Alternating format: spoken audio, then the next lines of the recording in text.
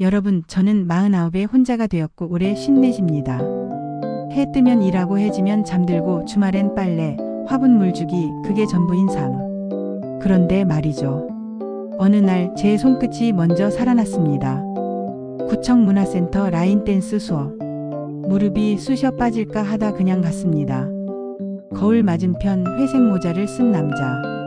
제가 박자를 놓칠 때마다 살짝 고개를 끄덕여 주던 사람. 민수 씨. 57. 수업이 끝나고 스트레칭을 하다가 그가 제 종아리를 받쳐주며 말했습니다. 힘 빼세요. 아킬레스건만 길게. 그 한마디에 제가 잊고 지낸 언어가 돌아왔죠. 말이 아니라 온도로 대화하는 법. 우리는 보리차를 나눠 마셨습니다. 종이컵 둘, 보온병 하나. 저는 남편을 간암으로 보내고 열해 가까이 일만 하며 버텼다고 했고, 그는 노모를 모시다 장례를 치른 뒤 사람과 눈을 마주보는 게 어색해졌다고 했습니다. 그날 제가 먼저 그의 손을 잡았습니다. 괜찮아요. 이제 우리 숨부터 맞춰요. 비가 오던 저녁, 싱크대 문짝 나사가 헐거워졌다길래 우리 집으로 오라 했습니다. 기사님처럼 오지 마시고요. 그냥 저녁 드시러 오세요. 부엌에 김이 오르고 라면 국물에 계란을 톡 떨어뜨리는데 앞머리가 이마에 붙었습니다. 그가 조심스럽게 말했죠. 젖었어요. 여러분, 야함이라는 건 꼭 벗어서 생기는 게 아니더군요. 믿음이 먼저 끓으면 온기가 뒤따릅니다. 우리는 포옹만 했습니다. 입맞춤은 하지 않았습니다. 천천히 나이에 맞게. 그날 이후 저는 공부를 시작했습니다. 50대의 친밀함. 피부가 마르면 마음도 마른다는 걸 뒤늦게 알았습니다. 저녁마다 짧은 스트레칭. 샤워 후엔 가벼운 보습 오일. 자극적인 향은 빼고요. 라벤더처럼 조용한 향이 좋더군요. 저는 쉐이즈라는 온라인몰에서 라벨이 단정한 오일을 골랐습니다. 포장도 조용해서 마음이 편했고요. 서로의 어깨를 두 손으로 천천히 문지르는 것만으로도 밤이 길어졌습니다. 들으시는 김에 좋아요랑 구독도 살짝 눌러주세요. 여러분의 손길이 이야기에 숨을 이어줍니다. 하지만 가족이 문제였습니다. 윤서 27. 제 딸아이입니다. 휴대폰 배경이 라면 한 그릇 사진으로 바뀐 날 아이 눈이 먼저 날카로워졌습니다. 엄마, 그 아저씨 누구야? 저는 숨기지 않았습니다. 엄마 친구. 마음 다친 데 서로 약되는. 딸아이가 소파 팔걸이를 꽉 쥐었습니다. 엄마, 결혼 생각이면 지금부터 정리해. 집, 적금, 보험. 다 내 이름으로 돌려. 그 말에 제 등 한가운데서 딱 하는 소리가 났습니다. 윤서야. 엄마는 너를 지키려고 여기까지 버텼어. 근데 내가 엄마를 담보로 삼으려 하면 엄마는 너의 엄마이기 전에 한 사람으로 설 거야. 그 밤 저는 거의 뜬 눈으로 세웠습니다. 세탁기 돌아가는 소리가 이상하게 울렸습니다. 다음 날 일을 정리해 가족 단톡방에 보냈습니다. 첫째, 집과 예금은 배우자 보호 신탁으로 전환. 둘째, 생활비와 간병 대비는 내가 책임. 셋째, 상속은 공정하게 사전 약정서로 확정. 넷째, 모욕과 협박은 어떤 사이든 법으로 대응. 문자를 보내고 나니 손이 덜 떨리더군요. 그 주말 뜻밖의 택배가 도착했습니다. 작은 상자 하나. 보낸 사람은 민수의 딸. 상자 안에는 오래된 봉투. 낯익은 필체로 적혀 있었습니다. 경진 씨에게. 봄이 오면. 남편을 보내던 병동에서 제가 자원봉사로 책을 읽어주던 그분 민수 씨의 아내가 남긴 편지였습니다. 경진 씨, 당신 목소리가 저를 많이 살렸어요. 혹시 봄이 오고도 제가 없으면 제 남편이 혼자 오래 서 있지 않도록 옆에서 보리차만 끓여주세요.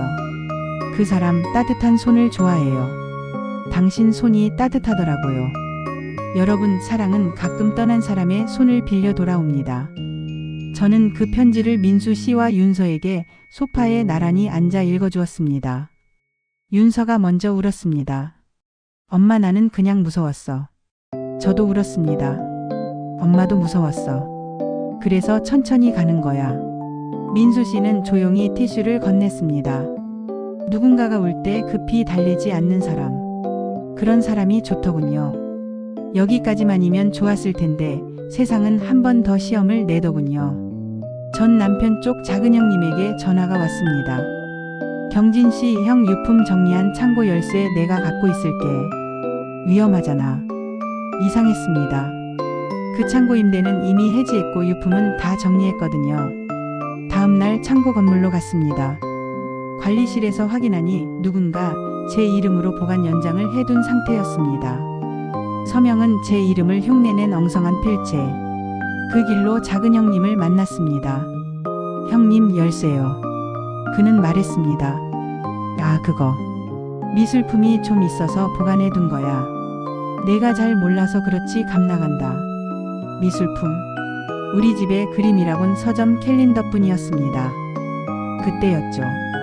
휴대폰으로 관리실에 통화 연결을 해두고 스피커를 눌렀습니다. 예, 방금 오셨던 분 보관 연장하실 때 뭐라 하셨다고요? 관리실 직원의 목소리가 울렸습니다. 사위분께서요. 예, 장모님 물건이라 본인이 책임지신다고. 저는 천천히 말했습니다. 형님은 제 사위가 아니고요. 그리고 장모는 아직 살아있습니다. 작은 형님의 얼굴이 굳었습니다. 그날로 저는 변호사 상담을 받아 허위 서명과 사기 미수로 내용 증명을 보냈습니다. 가족이라 미안하다는 말은 사기 앞에서 무력합니다. 하루 만에 전화가 왔습니다. 경진아, 내가 잠깐 눈먼 짓을 했어. 용서해라. 저는 차분히 답했습니다. 형님, 우리 사이에 필요한 건 용서가 아니라 경계예요. 서로 안전하게 지내요. 사이다는 톡 쏘는 순간이 아니라 경계를 세우고 난 뒤에야 제대로 목을 타고 내려갑니다. 시간은 흘렀고 우리는 생활의 합을 조금씩 맞췄습니다. 퇴근, 현관에서 신발을 벗기고 주방에서 손을 씻기고 서로의 어깨와 종아리를 천천히 풀어줍니다. 불을 낮추고 라디오를 켜고 향은 한 번만. 그저 오래 만져주는 일, 빨리 가지 않는 일. 그게 우리의 야릇함입니다. 그리고 그 야릇함은 늘 뭉클함으로 끝납니다. 오늘도 살아냈네. 그 한마디를 서로에게 남기고 불을 끕니다. 여러분, 중간 점검 겸 작은 팁 드릴게요. 하루에 5분만 종아리 뒤를 늘리세요. 허리는 손바닥 2장 넓이로 가볍게 문지르세요. 샤워 후엔 조용한 향 한 방울. 이 3가지만 챙겨도 밤은 길어지고 마음은 젊어집니다. 그리고 무엇보다 경계는 애정의 반대말이 아닙니다. 경계를 세우면 애정이 오래갑니다. 구독과 좋아요, 필요한 분께 공유도 부탁드릴게요. 이야기의 숨이 길어집니다. 어느 금요일 저녁 작은 사고가 있었습니다. 윤서의 남자친구 준호가 집들이 겸 저녁을 먹는데 슬쩍 물었습니다. 어머니, 집을 담보로 대출하면 사업이 훨씬 빨라지는데 그게 다 가족을 위한 거잖아요. 저는 젓가락을 내려놓고 미소 지었습니다. 준호 씨, 가족을 위한 일이라면 가족이 먼저 안심해야죠. 사업 얘긴 식탁에서 말고 문서로 준비해서 변호사 사무실에서 해요. 그리고 내 집은 사업 계획의 첫 줄이 아닙니다. 정적이 흘렀습니다. 윤서가 제 손을 꼭 잡았습니다. 엄마 멋있다. 그날 이후로 담보라는 단어는 우리 집에서 사라졌습니다. 그 다음 주 제 몸이 신호를 보냈습니다. 왼쪽 가슴에 작은 통증이 습관처럼 찾아왔고 한밤중에 덜컥 겁이 났습니다. 민수 씨가 말했습니다. 내일 병원 갑시다. 유방 촬영, 조직 검사 예약, 낯선 기계 소리, 차가운 금속. 검사실 밖 의자에 앉아 손을 모으고 있는데 민수 씨가 제 옆으로 와서 아무 말 없이 제 손등을 덮었습니다. 그 순간 저는 알았습니다. 야릇함은 침실에서만 생기는 게 아니라는 걸. 겁이 클수록 손의 온도는 더 야릇해집니다. 결과는 다행히 이상 소견 없음. 우리는 병원 카페에서 따뜻한 물을 마시며 한참을 앉아 있었습니다. 다행이다. 그 한마디에 눈물이 나더군요. 그날 밤 라벤더 오일을 한 방울 덜어 우리의 규칙대로 손바닥을 넓게 펴서 가볍게, 길게, 천천히 근육을 쓸어내렸습니다. 그가 말했습니다. 오늘은 내가 해줄게. 손이 바뀌니 눈물이 또 났습니다. 붙잡고 있던 용기가 조금 내려앉았나 봅니다. 여름 초입 우리는 4사람이 작은 캠핑장에 갔습니다. 모닥불 앞에서 수진이가 묻더군요. 아빠, 엄마를 언제 처음 사랑했어요? 민수 씨가 제 눈을 바라봤습니다.